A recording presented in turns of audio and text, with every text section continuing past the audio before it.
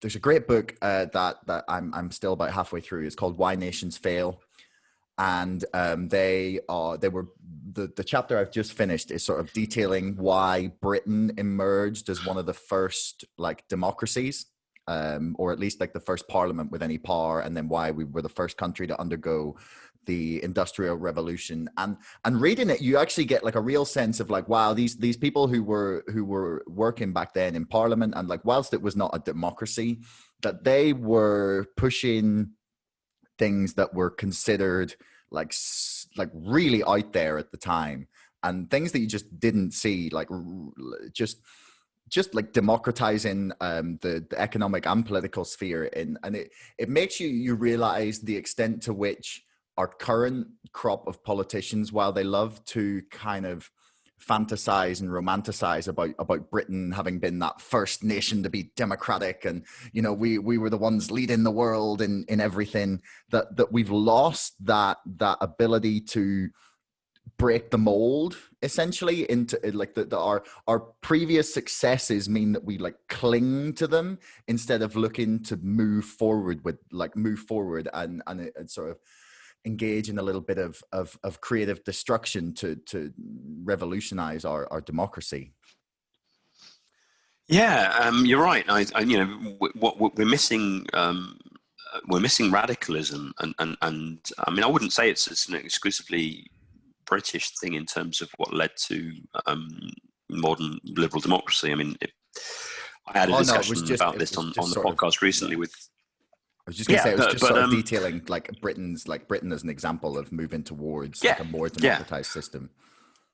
Yeah, but I mean, I think what you're on to an important point here, which is that when you do look at other countries that function very well, or have modern democratic systems of government that are functioning well and can be seen to function well, often that has arisen out of complete chaos or carnage or destruction. So you've got the German state, which with its modern federal constitution, and which is knocking it out of the park in all sorts of areas. Now that we know where that came from. God forbid we should have to go through something like that to be able to get a modern democracy. And we haven't had that kind of cleansing fire, if you like, in British politics, and which is why we are not match fit for the 21st century. And to be honest, I don't think COVID's going to deliver the hit that we need, but in combination with a few other things, maybe it will. And this is one of the reasons why I personally I'm a strong advocate as an Englishman and a European. I'm a strong advocate of Scottish independence. I think that would be a very good thing for Scotland, but also for the rest of the UK. Why? Because I think this Scottish brand of civic nationalism, which is inclusive and liberal and sees itself as part of a wider European mainstream, I think that's actually perfectly healthy and quite opposed to the kind of ethno-nationalism that we see in other places. So I think it would be a good thing for Scotland. Scotland as an independent member state of the EU would be like Ireland or Denmark, and I could see it doing extremely well. Not only that, the kind of shock that would deliver to the United Kingdom might be what we need to reform. Because I mean, we would need some kind of serious kick up the arse to reform along the lines that I'm advocating. Otherwise, I just don't see it happening. In which case, you go further into decline and decay until ultimately you do get the kind of awful shock that. So I think there is the potential for some far-reaching event that would be the trigger for these changes. But it's one of those cases of be careful what you wish for. You'd want it to happen in a manageable way. Yeah. Well, there you go. You've just given yourself away as a Britain-hating European. I'm really not. It really comes. I think the patriots are the people. What is patriotism ultimately? Is it attachment to institutions and to symbols? It really isn't. It's about wanting the best for your fellow citizens. And I genuinely, I'm somebody who has spent a lot of time living in other countries and seeing how things are done elsewhere. And I do not believe that we are living the best lives that we could be living in the UK, in England here, looking out of my window here in prosperous home counties. We are not living our best lives. When you look, let's take the example of America. We've all been following what's been going on in the States a lot over the last couple of weeks for obvious reasons. But one of the things that constantly shocks me is the way in which, on all sides of the American debate, you hear them saying that it's a straight choice between lockdown and economic prosperity. And people saying, if we lock down, people are going to go hungry. If we lock down, people will lose their jobs.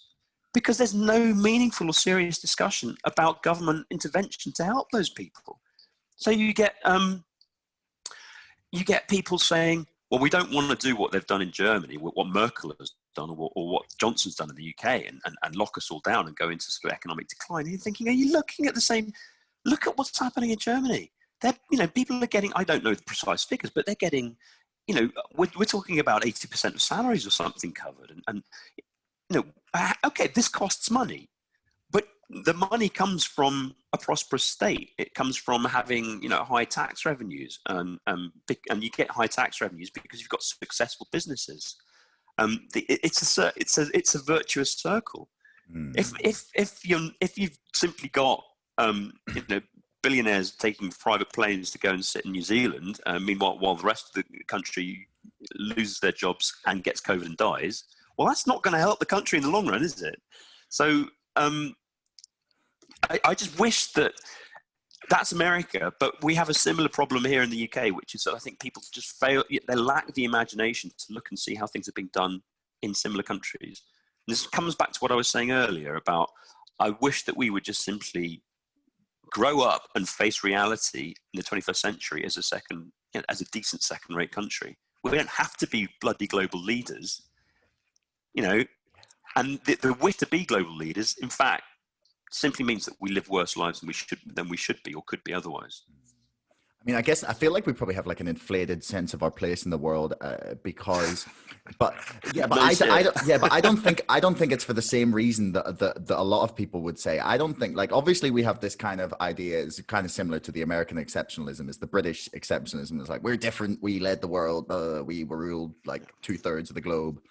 I honestly don't think that's it, because I think honestly the thing that inflates our egos more than anything as a country is when you look at where we are economically, like in terms of GDP like compared to the rest of the world. We're sitting 5th or 6th. It kind of switches around between us and France. I'm not sure what the exact position is right now, but I think the thing that inflates our personal like importance there is that so much of that GDP and so much of that capital and money that contributes to that figure is based around finance and the City of London, and that just massively blows out our sense of where we are in the world. Because if the money in, say, Germany or France is like, they may have similar sized economies, but like the GDP, like the general wealth of the average person is so much higher than in the UK. Like the money is concentrated in such like a small group of people. I mean, I say group, it's like it's more than just like 20 people in a room, but you get my point. And I think that kind of like gives us this sense that we're still doing really well compared to the rest of the world, that we're sitting we're one of the best in the world because we got such a high GDP. And it's always talked about in terms of like Britain's economic success. But the levels of inequality kind of speak to something completely different. And I honestly think that's where some of that inflated sense of ourselves has come from. Absolutely. You're absolutely right. And you look at, there are maps that you can look up online which show the richest parts of Europe and the poorest parts of Europe broken down by region, what they call the NUTS 3 region, which is the sort of the third category of regional delineation in Europe. And I think it's 9 out of the 10 poorest regions in Northern Europe are in the UK. Which is two of the richest. Absolute scandal. It's a disgrace. When we think about how rich we are as a country on paper, and what hurts me the most is that the people in those poorest regions don't seem to get it. You know, they're the people they're the people in the red wall who went and voted Tory last time around, or they're the people who voted Leave because they thought that the EU was making them poorer. And they are the poorest people in Europe, or certainly in Northern Europe. And that shouldn't be. That shouldn't be when you look at what our GDP is, and it shouldn't be. And this is what really grinds my chains. You know, grinds my gears. We ought to be telling people that it can be better than this and showing them examples. Look at the person doing your job in Belgium, in Flanders. Look at the person doing your job in the Rhineland. Look at what they can do. Okay, they're paying more tax than you are, but they can afford it because they're earning so much more than you, and they've got much more holiday time, and they've got much better facilities.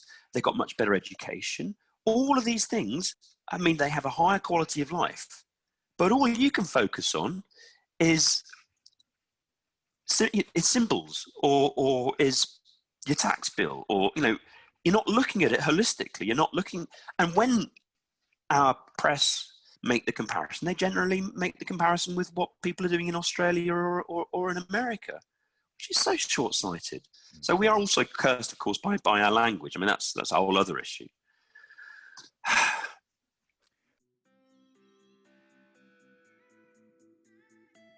Thanks so much for listening. If you haven't already and you enjoyed this episode, please subscribe to this podcast and to our mailing list. And don't forget, my book, Brexit, The Establishment Civil War, is now available for pre-order on Amazon. You'll find the link in the description below. Until next time, thanks so much for listening.